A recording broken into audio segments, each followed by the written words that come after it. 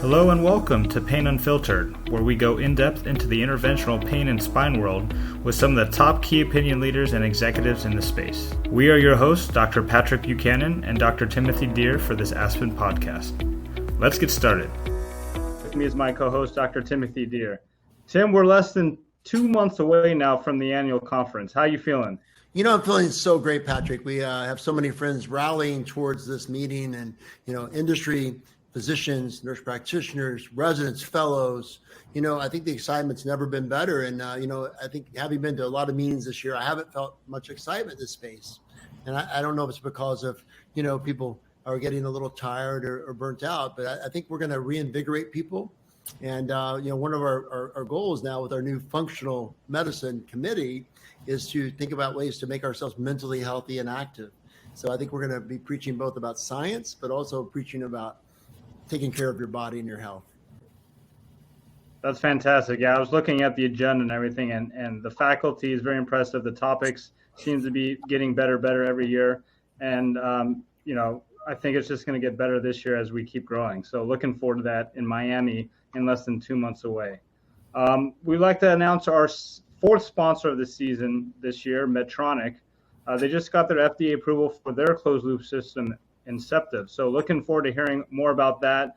And I think we're kind of going that way towards, closed loop systems. Tim, how do you think this impacts the field of SCS right now? Well, I think we'll wait and see because, it always is impressive to me when any new technology gets approved. And I think Aspen's full of early adopters. So we'll have people like Dr. Chakravarthy, who's been a big advocate of that therapy. And I know he was involved in the Australian study as an advisor. And so, we'll see his experience and we'll see the experience around the country. But I'm always hopeful every new invention or approval by the FDA leads to better patient care and patient outcomes. So I'm very excited about it. I thank Medtronic for sponsoring this podcast. And certainly we're always happy to partner with our partners in general. But certainly every time a new technology comes out, I really applaud the company because we all know it's not easy. It takes scientists, and, regulatory people, physicians, all working together. So again, I'll applaud the Australians who worked on the study and Dr. Chakravarthy and others here in America who helped with that approval process. Absolutely. We're going to hear a little more about that in our next episode as well. So look forward for that next month. We'd also like to thank our other sponsors, Mainstay Medical, Saluda Medical, and Nalu Medical, for sponsoring the season one. I think, Tim, we've had some great companies, partner with us for this, and they're all headed towards the same goal. Focus on research and patient outcomes and spreading this space and moving the space forward. So thank you guys so much for your sponsorships and support. Also, speaking of NALU, we're going to be talking about today is the state of peripheral nerve stimulation. And Tim, if we would have had this talk maybe 2 or 3 years ago on an episode like this, I think we'd be having a completely different conversation than where we are right now in this space. And who better to bring on is someone who has a ton of experience in peripheral nerve stimulation, someone who's published a lot and has played a huge role in the new RCT we're going to be talking about too, Dr. Mehul Desai. Mehul, thanks for joining us today. Thanks for having me. It's a really exciting time in peripheral nerve stimulation. I think for those of us who've been around for a while, I think seeing this transition, this growth is really exciting, and I think the sky's the limit. So I'm excited to be here and to talk about PNS a little bit more. That's great, Mehul. It's great to have you, Mehul, and I think we look forward to hearing about your study and those new innovations you're seeing out there. Patrick, I'm sorry to interrupt you. No worries, Tim. To start off, Mehul, why don't you just briefly kind of give us your background, your training, how you kind of got a little bit into peripheral nerve stimulation, and kind of how you decided to partner with Aspen as well. Sure, that's great. So my background is in physical medicine and rehabilitation. I did my residency here in Washington, D.C. at Georgetown. I did my fellowship in an anesthesia-based pain fellowship. I used to tell people it was fantastic because I got cross-trained. I got sort of the best of the PM&R world and the best of the anesthesia world by doing that sort of pathway. And I sort of was at one of those sleeper fellowship programs where no one really talked about our program, but we did a ton. Came out and I joined the faculty at George Washington University here in Washington, D.C., and eventually moved into private practice. It was an interesting time when I was a fellow. It was 2006 to 2007. We were doing what we were calling PNS at the time, which is probably more like PFNS, peripheral field nerve stimulation. A lot of folks were putting in one epidural lead and two sub-Q leads and sort of seeing if we could get back pain coverage. And as time went on and that sort of became less popular, probably for a combination of factors, including reimbursement, we were sort of finding ourselves with a larger and larger group of patients that really we didn't have a lot of solutions for, right? People who had previously had peripheral nerve injuries, people who had had unsuccessful surgery, or even folks who had sort of long-term disease from osteoarthritis or other disease states that just weren't operable. And we found that we were sort of collecting those patients, but we really didn't have great solutions. And I like to tell people sort of right when sort of we started realizing that there was this sort of fairly large shift where we started to have products and devices that were really suitable for using in the periphery, in addition to sort of some of the things that happened from a reimbursement perspective that allowed us to get back into that space. And I think it's been really fascinating and exciting to see sort of this explosive growth in PNS and the application of PNS sort of in a really broad range of disease states. And I think it's sort of it's this huge white space or blue space we're trying to fill with both data, but also lots of other things, innovations, and so forth. That's great. I think you nailed it. This explosive growth. Let's talk about that and the studies from past years where you had the BioNest study, wasn't great data, to now where you're starting to see prospective studies popped up, RCTs starting to pop up. Can you talk about how far the research and the data has come from then till now? Sure. I mean, I actually think that all the companies, whether they produce large-scale studies or not, deserve a lot of credit. I think that, sort of in the early days of sort of the reemergence of PNS, and I call it the reemergence because PNS was the first real neuromodulation that was done, but way back in the 1960s, the companies had to sort of take a chance, and they had to sort of get out there and put together studies. And I think what we're seeing is the natural evolution of those studies, right? So the first studies sometimes are smaller, they're often open label or non-randomized, but it's still something that allows us to sort of build upon, right? The foundational work that all the companies have done is really valuable. And I hesitate to ever sort of take anything away from the studies that have come before, because they always help inform the studies that come into the future. I think that the landscape has changed tremendously. I think there's been a tremendous investment by the companies, by the manufacturers in the clinical research space. And I think that they've come up with sort of a game plan, understanding that the space has changed tremendously, right? So we had a situation back in the past where spinal cord stimulator devices would be introduced and new manufacturers would come out with devices. Some folks would use them, others wouldn't. But it was sort of a little bit of a Me Too type of movement where it was sort of you had a device and you had a new device that perhaps provided something slightly different. And it just became who decided they liked what device versus the other. I think in the PNS space, there was perhaps greater barriers to entry. And as such, some of the trials, especially the more recent trials, have been very robust, right? And what we're talking about, at least relative to what we previously had. I think that the companies that are designing these studies with the advice of their physician partners are really thinking about both what clinicians need, what patients need, and what we're going to need from a reimbursement perspective, right? So really what it comes down to, and I sort of joke about this with other people, is that obviously what the patients need comes first. And that's sort of, we build our entire careers and all that we do on that. But really close behind that now has become what the payers are going to demand, what they're going to want as sort of the level of rigor of our studies, what sort of study design they want. And a lot of the studies we're now publishing are done after we consult with payers, whether it's Medicare or private payers, because we want to understand what benchmarks, what we want to accomplish up front so that we can design the best study for those processes. And I think that, as we talk about this, get into sort of the details of the studies that are now available have really done a great job with that. Whether they're focused on singular disease states like low back pain or post-TKA or post knee replacement knee pain, or shoulder pain, or more broad groups of patients like one of the studies we're going to talk about, which looks at shoulder pain, knee pain, sort of buttock and low back pain, as well as foot and ankle pain.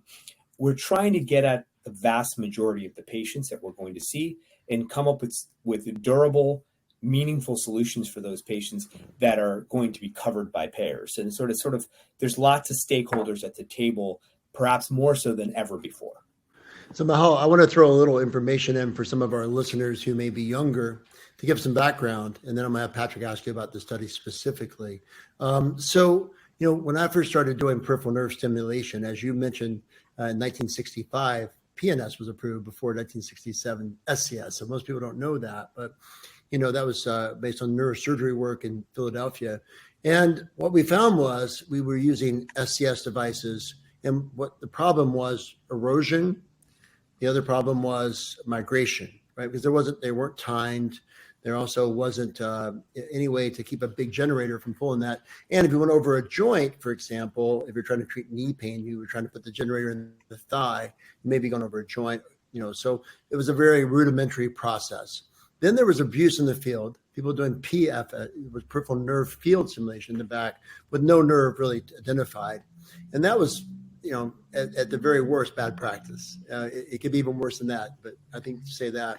Then in 2010, we did the FDA IDE study with Buchanan and got approval for StimRouter. And that study was done purely with fluoroscopy and a nerve stimulator. That's how they were done. We didn't have ultrasound. No one in that study knew how to do ultrasound. Or I won't say they didn't know how to do it, but no one used ultrasound in that study. It was purely fluoroscopy based with a nerve stimulator.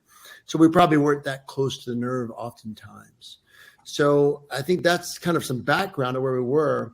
And, and some studies failed because of the devices. For example, occipital nerve stimulation failed in 2 major studies not because it didn't work, because there were so many complications of revision and erosion that it threw the data down. It didn't make FDA approval. So I think the new era of new devices intended for this use, coupled with scientific rigor in studies, study design, and having regulatory people consulting at the time of the study design, is a new era indeed. So I just want to set that up for our listeners who may have not been practicing in 2010, because before that was kind of the evolution. 2010 was the first approval, and that led to opening a door, because then other companies came in under that approval, something called a 510K. They didn't have to go through a process like an IDE anymore. So that's kind of the process. So Patrick, I'll let you ask about the studies now, specifically. Yeah, thanks for that history lesson, Tim. We've certainly come a long way since the 1960s from that, so that's great. Mehul, let's talk a little bit about the study that you've been involved in, the Comfort RCT. That's going to be published hopefully in the next month or two. Talk about that study and the significance of it. Yeah, I think so. That study was just accepted for publication in Regional Anesthesia and Pain Medicine. So I think that sort of we'll be getting some proofs out here pretty soon. It's really exciting to get it approved. We're going to have 3 and 6 month data in that paper. So I think that's going to really sort of be really helpful for a multitude of reasons, amongst which will be that sort of the more data, the more high quality data we have, the better. This was a really interesting study where there was 94 patients enrolled, and it was interesting because now there's going to be a phase 2 of that study. There's going to be 89 patients enrolled. There's going to be a phase 2 of that study. So there's a Comfort 1 and there'll be a Comfort 2, so that we'll be able to sort of get some data out with the first 80 to 90 patients. And then we'll have a second set of data with another approximately 100 patients. So the study was divided up into a sort of 4 disease states or 4 body parts: shoulder pain, knee pain, foot and ankle pain, as well as low back / buttock pain. And the idea here was that patients were randomized 2 to 1. So you were 2 into the active arm, 1 into a control arm, which was optimal or conventional medical management, with the possibility of crossover at 3 months. It's a post-market, multi-center, randomized controlled trial in terms of its design, at least for the period that's sort of the first 3 months, and then it's sort of more like an observational trial once you get enough people crossing over, because nearly everybody ends up crossing over with these kinds of studies. So it's really exciting because the kinds of outcomes we're seeing, and we sort of joke about this a little bit, but we're starting to see current SCS level outcomes in the PNS space, which is, I think, a really transformative place to be. Because historically, I guess, sort of based on what Dr. Deere was talking about, in the past, we sort of were looking at, 50% of patients got 30% better. That was meeting statistical significance. And now we're starting to hurdle that pretty significantly in almost all of our neuromodulation studies. And now we finally have a PNS study where we're hurdling it in the same way. So we're looking at responder rates of about 85%. So 35 of the 41 patients who are enrolled into the initial active arm were responders as defined by greater than 50% improvement, which is really pretty terrific. And really, we're seeing these outcomes that mimicked the outcomes we see in a lot of the other space that we all work in. So really, I think both incredibly encouraging and exciting, but also, again, adding to this foundation of data that we have and the foundation of data that we need in order to make this kind of therapy sustainable. That's great, Mehul. Yeah, I think this is a great step in the right direction, not only for patients, but like you said, for payers too, to kind of open up the labels and this kind of stuff. So where do you see this space headed, peripheral nerve stimulation space headed in the next couple of years?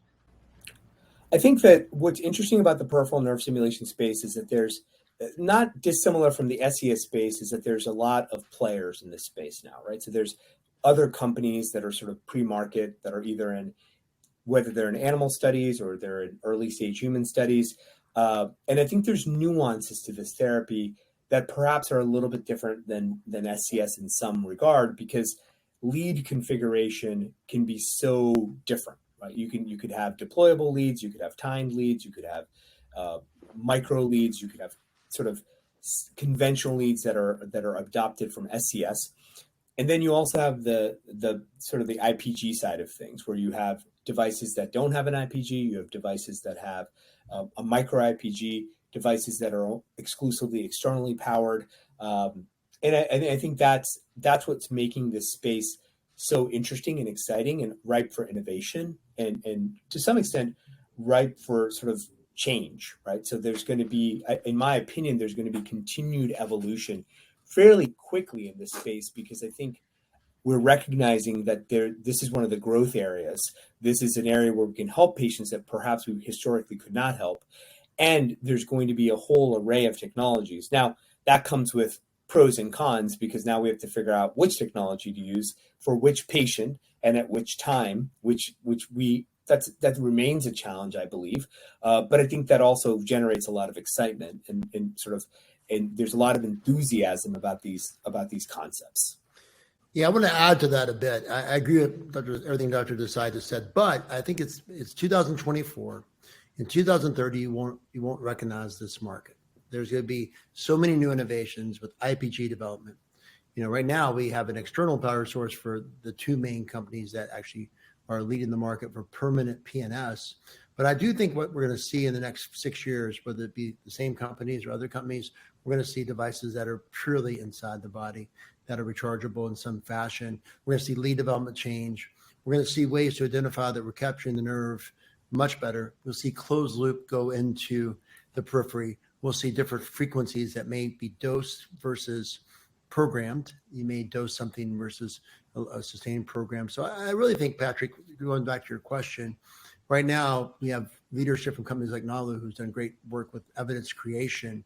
But I think in the next 6 years, which is not much time, because of the investment in the space and because of the commitment to data collection, we're going to see an explosion of PNS like we never imagined, and the outcomes are going to be good. And that's going to be the critical aspect. That means everyone listening to this podcast, every member of Aspen has to do a good job of patient selection, because no matter how much development we see, poor patient selection can never be overcome by good technology.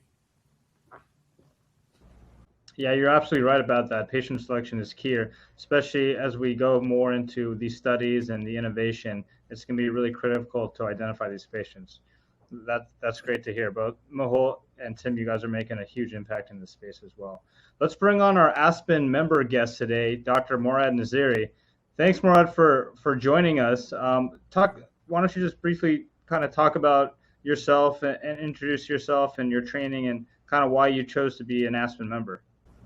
Absolutely. Thank you very much for having me, Patrick. It's an honor to be here with faculty members like you, yourself, Tim, Mehul.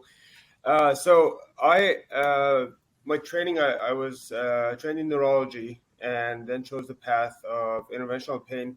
So kind of like Mehul, I'd say I get the best of both of those worlds, the experience from both different aspects. And I honestly think that's helped me a lot along the path. So I practice here in Walnut Creek, California. It's in the Bay Area in California. I pretty much straight out of fellowship, I joined private practice here. And from very early on, I also got involved with Aspen, a big part of it because of my partner, Dr. Amity Delphon, but great mentors like Tim have really helped me with the involvement as a faculty, teacher, being involved in research studies, so on and so forth. So honored to be here. That's great. Thanks for joining us, Murad. Murad, do you have a couple questions for Mehul you want to talk about regarding peripheral nerve stimulation? Absolutely. The first question I wanted to ask is, similar to SCS, there's specific conditions and indications that are authorized or approved by insurances, and there are some less common indications that we have tried. We know that SCS may or may not work, but it becomes challenging to get those treatments or available for the patients, authorized by the insurance, so on and so forth. How do you see that to pan out with PNS? Because in your study you mentioned the 4 body parts that were included, but less commonly treated nerves, say like ilioinguinal nerve or pudendal nerve, or things that are not as commonly used. How would you see that evolve over time? I think that's a great question. I think that there's a lot of interest in the nerves you mentioned as an example. Pudendal is one that comes up over and over and over again in terms of an interest in applying neuromodulation to more consistently and reliably and durably. I think that, as Dr. Deere said, it's going to require good patient selection and innovation, right? So we need more work. We need more, whether it's devices that are specific to something like the pudendal nerve, which is certainly a more challenging in the sense of stability, a nerve to target, or whether it's studies that are specifically examining these disease states, because otherwise we're sort of going to be running into an issue where insurances will pay for one body part or one disease state, but perhaps not others.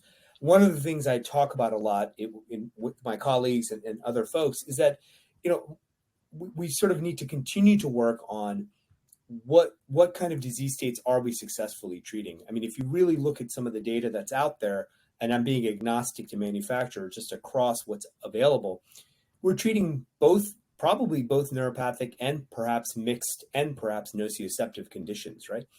But if we're able to identify a nerve that transmits nociceptive signals and to stimulate that nerve and get good relief, there's still good relief. And so I think that also needs to be examined a little bit further. I think there's going to be, but ultimately this comes down to the concept of sort of which disease states reach a threshold where people want to do the work that is required to be able to either develop products specific to those diseases or to apply existing devices to those diseases so that we can get better coverage. But I think there's an excitement about those. I mean, all of us probably see patients that walk into our office every day that have had hernia repair, for example, and then now they have iliohypogastric, ilioinguinal the issues, and how do you treat that long term? So I think there's excitement about those for sure. Murad, I think there's 3 ways to get there, and everything Mehul said is absolutely on spot on the money. But way one is big data. So that's the future for all the things we're doing. The problem is there isn't any big data on those things you ask about. Then number 2 is registries. So if both there's 3 current permanent PNSs right now that's FDA approved. If all 3 of those companies collect data in a registry, that will help. In some countries, that's led to approvals of different devices, but it takes a long time. And thirdly is studies. So I think what Mehul said was so exactly right. If someone sees a need, an unmet clinical need that merits investment, to work with researchers like yourself to spend the money to do the study, to do the work, to get the approval or get the reimbursement, they'll do it. But there's always a question: how many patients exist in each group? And that question is sometimes hard to answer since there's been no approval for that group. You really can't say what the unmet clinical need is sometimes. So it's a complicated question.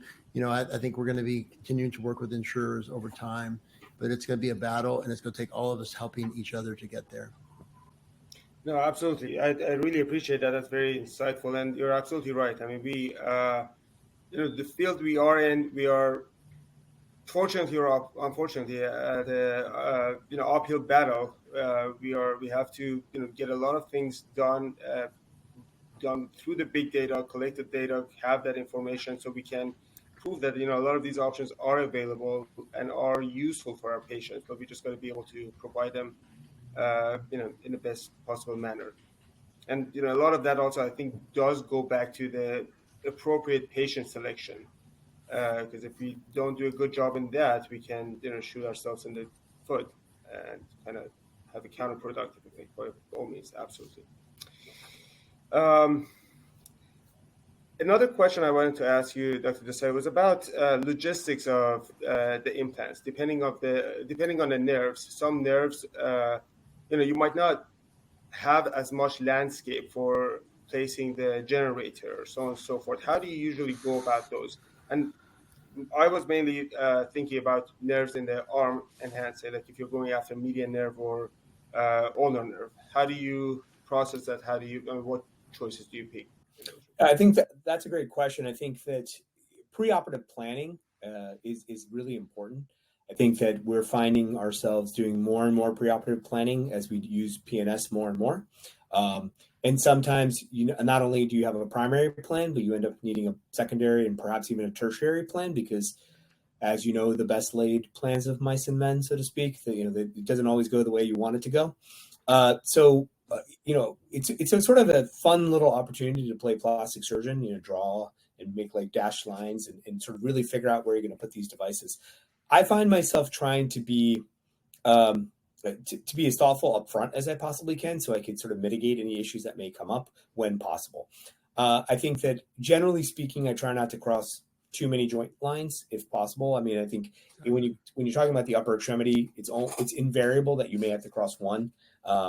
Not always, but certainly there's a high degree of likelihood. But I tend to try to look at ways that I can find the most stable location for the IPG. So I found myself, for example, with ulnar, I'll put it into the sort of the medial arm, and then I'll cross over into the pec and place like a subclavicular IPG, which tends to be a really stable location for most people in terms of wearing an external. But I think it's really vital that you sort of think through that process, right? Because there's always going to be an iteration that perhaps you didn't think about or comes up because of challenges that you encounter during the procedure. I think there are instances where it's more suitable and more preferable to place the IPG within the forearm or within the upper arm when necessary. But also, I think if you're going to place it over, crossing a joint, making sure you're leaving behind enough, like a loop, a tension relief loop, or some sort of ability for that motion not to result in movement or migration of the device. I think it's really vital. These days, now that we do have timed electrodes, some of the migration risk has been mitigated, but certainly not all. And there are going to be instances still where there's migration, but much of that can be addressed ahead of time with surgical planning, in my opinion. So I think, that's great. That's a tough surgery. I know you're good at that. That's hard to do. So I'm impressed and not surprised. I do think that's a great location. Also, when you're coming from the head and neck, that's a good location as well. You have to watch the vessels. I will say one thing about this, Murad, that's really important, though. This is one of the times where the rep or representative for the company, whether it be a representative or a clinical specialist, has to do a great job helping you educate. Because the patient has to know what it's going to take to wear the wearable. And if you put it somewhere based on your discussion, your drawing, all those things, and then they come back and say, I didn't understand how the wearable worked in that area, and I don't like it, then they may not wear it even if it's helpful. So I think you need to demand that your rep be really involved in education before the surgery, not after. After is important too, don't get me wrong, but before the surgery, I think they need to understand all the nuances of the wearable. And I want the patient to say, okay, I understand and I'm on board. Because if they fail that, you risk having the best surgery you've ever done, looking beautiful on ultrasound, looking great on wound healing. Everything's fantastic. And they come back and say, I don't really wear it. The squeeze isn't worth the juice. I don't wear it very often. So make sure you involve your representatives or the clinical specialists in that education process preoperatively. Absolutely, great points. I totally agree that the planning and programming, that's absolutely important. And what you mentioned, Tim, it's really, I think that education aspect to be provided and set the expectations right for the patient, that's super important for the best outcome down the line. I'm going to have one other question for you here. And this is more of a personal experience I have with a patient, that I using short-term treatments as opposed to long-term treatments. I mean, there are PNS treatments that you can do for 60 days. And how do you approach that? Would you think about like maybe trying a short-term would be the best first option, or do you have situations where you go immediately for the long-term treatment? And sure, I think that. Go ahead. Sorry. I just wanted to finish that question. If you do the short-term and the patient gets good relief, but upon taking the short-term 60-day treatment off, the pain returns. How do you approach that also? Yeah, I mean, I think it's a bit of a multifactorial answer, right? So I think there's going to be a lot of factors, many of them patient-specific, that lead me to think about what I lead with, right? So for example, I used to sort of say that 60-day stimulation is gateway stim, right? It's for people who are sort of reluctant, resistant, maybe aren't quite sure they want to do stim. And in some cases, I find that if they then agree to 60-day stimulation, they sort of feel like their life has been so changed that they're now open to stimulation of other kinds, including permanent or long-term stimulation. I tend to sort of look at disease states that I think might be transient, and perhaps I can change the course of the disease by shortening the patient's experience with it when I use 60-day stimulation. I also tend to look at patients who perhaps are resistant to something permanently implantable as my sort of starting patients for 60-day stimulation. Folks who I think about for more permanent, implantable stimulation are people who I think, and I want to be careful here because it's sort of my own feeling and opinion and sort of collection of data that I gather from my conversations with my patient. It's not necessarily specific to some sort of objective fact that I can point to, but oftentimes where I think that the patient's experience with their disease state or their pain is likely to be long-term, I may go right to a permanently implantable device. I still invariably do trials, obviously, for my permanently implantable devices, and I'm finding personally that that I've gotten good results from trials. I sometimes extend my trials from 7 days to perhaps 10 days, or maybe even up to 14 days in very rare instances to give patients more of an experience with the device. But there's some work that shows that there's pretty good positive predictive value with a short-term PNS trial. And so I think it's nuanced. It may come down to the patient's needs or the patient's desire. I have patients that come in to see me that say, look, I really don't want to do anything short term. I think I just want to do the full thing right now. I'm 76, or I might not be able to do this in 2 years. In the off chance I continue to need this forever, I'd like to do this right now. That's just one example of a patient population where I may do a permanent implant right away. Sort of to address your question about the patients who may try 60-day treatment and then perhaps not get long-term results, I think, again, if they got good results during the 60 days, their outlook towards stimulation often changes pretty dramatically in my experience, where they're much more open to the idea of something more long-term and permanent. Now, if that hasn't changed, then of course, it's perhaps not a suitable patient for it. But we have had some patients who have done 60-day treatment and then gone on to permanent implantation with a different manufacturer's device. Personally, I don't necessarily look at them as one-to-one. I don't necessarily think that a short-term device will necessarily be deployed in the exact same manner as a permanent device. The geometry, the stimulation field, the approach angles of these devices can be different. And so I sort of think of the target the same, but perhaps the approach very differently, perhaps the technique somewhat differently, and things of that nature. So again, Murad, I'm going to add some color to that comment. We agree, Mehul, you and I agree on everything, I think, everything you said, but so your options are a couple, right? One is, if it's been a year, you can repeat the 60-day trial again, right? So 1 year later, it helped them for a year and it's come back. That's an option. Two is, if they had a great response and it didn't last, then I'm going to consider that a trial. And the reason I feel that way is it's a monopolar stimulation. So anything you put in, it's going to have a lot more options. There's nothing out there that doesn't have more options than that, right? So we've been very successful with that. We've gone to a permanent device. They've done well. We haven't had anyone fail that had a 60-day trial successfully. It didn't last. We put it in a permanent device without another trial. Third is you could do another trial with the device you plan to put in permanently. And the fourth is you can go to DRG, particularly if it's lower extremity. A lot of patients, their injury is so bad that didn't last because the injury was so severe that it just needed something more spinal related, or spinal cord stimulation in the neck. And that's your options overall. So you have a lot of options.